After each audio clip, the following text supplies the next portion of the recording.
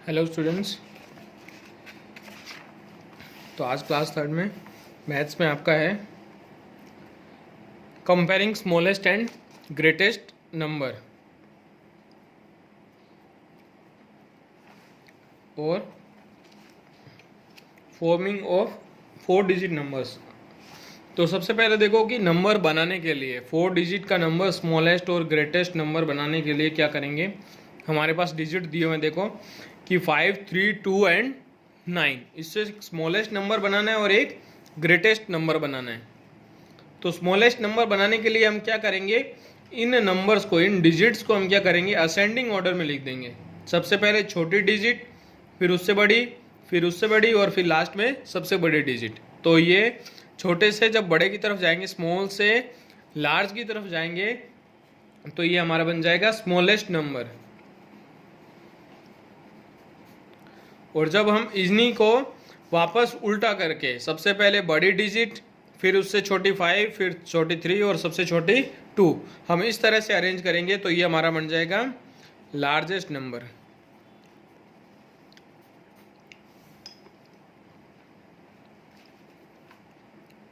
ठीक है। तो ये क्या देखा हमने कि अगर हमने डिजिट्स को छोटे से बड़े की तरफ लिखते गए तो वो स्मॉलेस्ट नंबर बन गया, और सेम उसका जैसे ही हमने उसका उल्टा किया, रिवर्स किया, 9 से 2 की तरफ, मतलब बड़े से छोटे की तरफ लिखते गए तो वो नंबर हमारे लार्जेस्ट नंबर, बड़ा नंबर बन गया। यहाँ देखो नेक्स्ट है कि 4 डिजिट्स है आपके पास, 7, 1, 0 और 9। अब इस तरह से कैसे करेंगे इन क्वेश्चंस को जिनमें 0 आ जाए।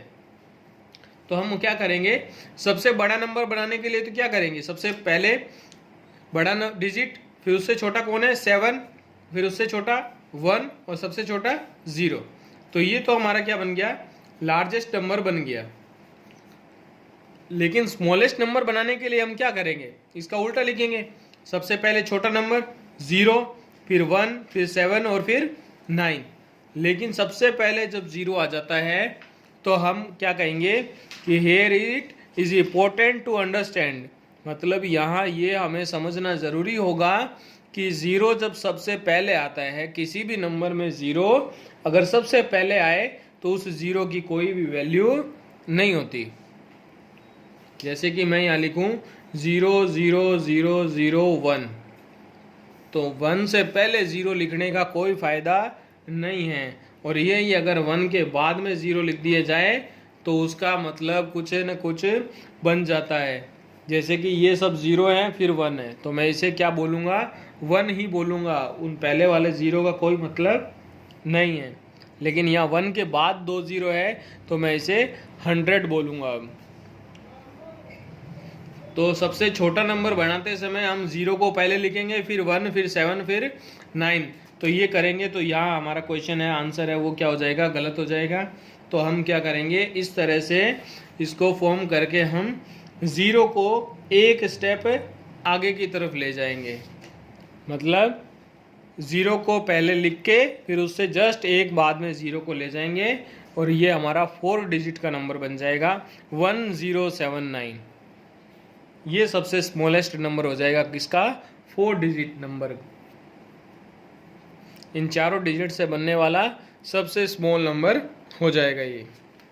तो बस 0 का ये ध्यान रखना है कि 0 को बनाते समय 0 को सबसे पहले नहीं लिखना है, एक डिजिट छोड़ के 0 को लिखना है ताकि उस 0 की कोई ना कोई वैल्यू बन जाए। तो यहाँ हमें ये डिजिट्स दिए हुए हैं, इससे ग्रेटेस्ट नंबर बनाना है और एक स्मॉलेस्ट नंबर बनाना है। तो 9690, तो सबसे पहले बड़ा नंबर लिखेंगे, कौन है 9, फिर दूसरा नंबर भी बड़ा कौन है 9, 9 दो बार है, चाहे इधर लिखो और चाहे उधर लिखो, 9 तो 9 ही रहेंगे। तो 9, 9 दोनों बड़े नंबर हैं, पहले लिख दिए, फिर सबसे उससे छोटा कौन है 6 और फिर 0। तो सबसे बड़े नंबरों को पहले लिख के और सबसे छोटे नंबर को लास्ट में लिख के हमने क्या बना लिया, ग्रेटेस्ट नंबर। और इसी तरह से स्मॉलेस्ट नंबर कैसे बनाएंगे, तो पहले इसमें 0 पहले नहीं लिखना, हमें क्या लिखना है, सबसे छोटा नंबर 0 के बाद कौन है 6, तो 6 पहले लिखना है, अब 0 लिखेंगे, और अब बाकी बचे हुए दोनों बड़े नंबर। तो जब छोटे से बड़े में जाएंगे तो ये स्मॉलेस्ट नंबर बनेगा, और जब बड़े से छोटे में आएंगे तो ये ग्रेटेस्ट नंबर बनेगा।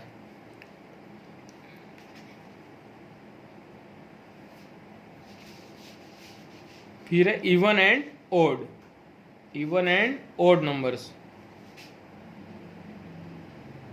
तो क्या है कि numbers with 0, 2, 4, 6 and 8 in the ones place and even numbers are even numbers.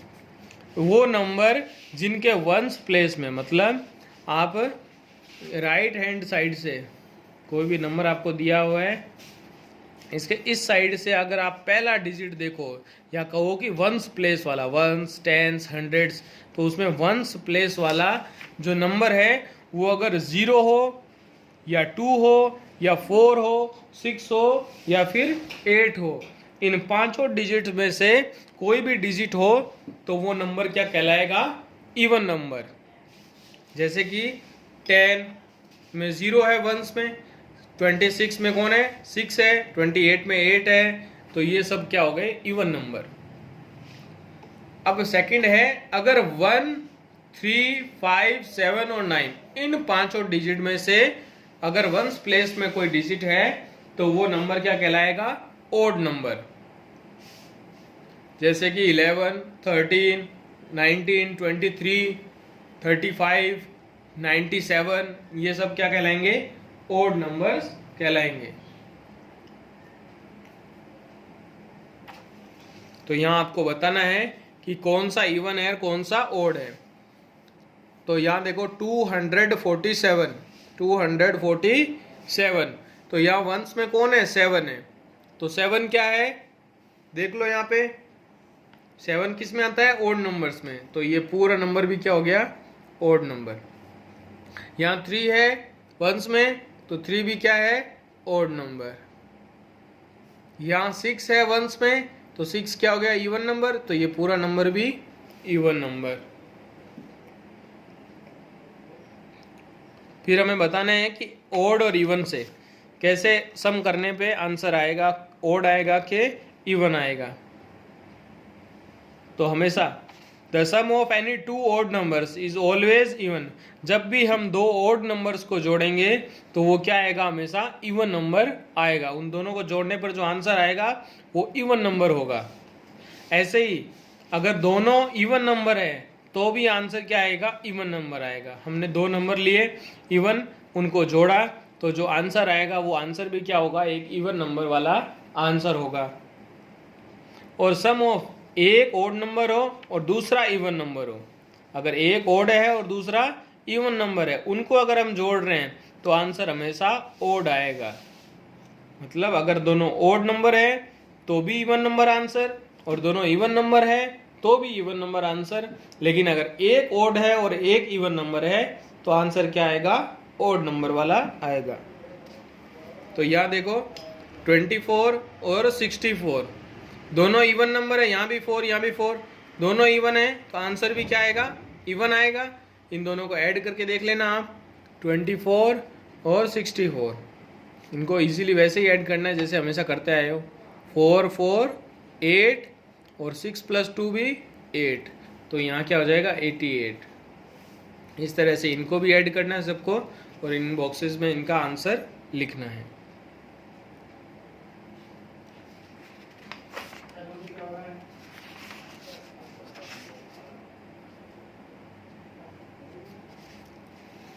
अब नेक्स्ट है एक्सरसाइज 1.9। आपको नंबर को क्या करना है? राउंड ऑफ करना है टेंस के नियर में। टेंस के नियर नंबर को राउंड ऑफ करना है। इसका मतलब क्या होता है? राउंड ऑफ का मतलब कि जैसे ही आप कभी कोई दुकान पे जाते हो कोई सामान लेने, तो आप देखते हो कि दुकान पे सामान हुआ, दुकान वाले ने जैसे टोटल किया तो आपके सामान का रेट हुआ 72 रुपीज़। कितना हुआ? 72 रुपीज़। तो आप क्या करते हो? 70 रुपीज़ दे देते हो आप, और 2 रुपीज़ नहीं देते। तो इसे हम क्या बोलते हैं? राउंड ऑफ करना। कभी कभी अगर हो कि वो लेना चाहे कि हाँ भाई 2 रुपीज़ दो, तो हम उसको खुले से या कोई कॉइन है 2 रुपीज़ का अलग दे देंगे, लेकिन 70 है वो हम टेंस में पूरा उसको बना के देंगे। लेकिन अगर क्या हो रुपीज अगर क्या 59 हो तब हम उसको 15 नहीं देते, तब हम उसको 60 रुपीज देते हैं और वो हमें क्या देता है 1 रुपीज वापस दे देता है, या फिर उसका कोई ना कोई 1 रुपए की टॉफी वगैरह दे देते हैं। तो हम टेंस के नियर राउंड ऑफ करते हैं हर नंबर को, कि अगर नंबर को 11, 12, 13 है तो उसको टेंस के नियर करते हैं हम, या तो 10 करेंगे या फिर 20 के नियर करेंगे। तो हम चेक करेंगे कि कैसे करना है उसको, 10 के नियर 10 करना है या 20 करना है। तो यहाँ भी राउंड ऑफ करना है नियरेस्ट टेंस के। तो टेंस में देखो यहाँ कौन है 3 है, कौन है 3, तो 3 को राउंड ऑफ करेंगे टेंस के नियर। तो यहाँ है पूरा नंबर 36, तो 36 को हम राउंड ऑफ करना है, या तो टेंस कौन है 30 आता है, या इसके पास टेंस कौन है 40। 36 किसके बीच में आता है, 2 टेंस के बीच में, एक तो 3 टेंस और एक 4 टेंस। 30 और 40 के बीच में आता है 36, तो मैं राउंड ऑफ करूंगा तो इसे 30 लिखूं या 40 लिखूं। तो इसके लिए मैं क्या करूंगा, 3 को चेक करूंगा कि 3 के बाद में कौन है 6 है, तो 6 5 से बड़ा है या 5 के बराबर हो, तो हम क्या करेंगे उसको नेक्स्ट नंबर की तरफ राउंड ऑफ करेंगे, और अगर वो छोटा है तो हम उसको पहले वाले टेंस की तरफ राउंड ऑफ करेंगे। तो यहाँ 6 है वो 5 से बड़ा है, तो हम इसको 3 को क्या कर देंगे 4 और 6 को कर देंगे 0, मतलब 40 की तरफ राउंड ऑफ करेंगे। ऐसे ही 42 किसके बीच में आता है, एक तो 40 और 50 के बीच। तो 42 में 4 को राउंड ऑफ करना है, तो 4 को राउंड ऑफ करने के लिए नेक्स्ट डिजिट कौन सा है 2 क्या है 5 से छोटा है तो छोटा है तो छोटे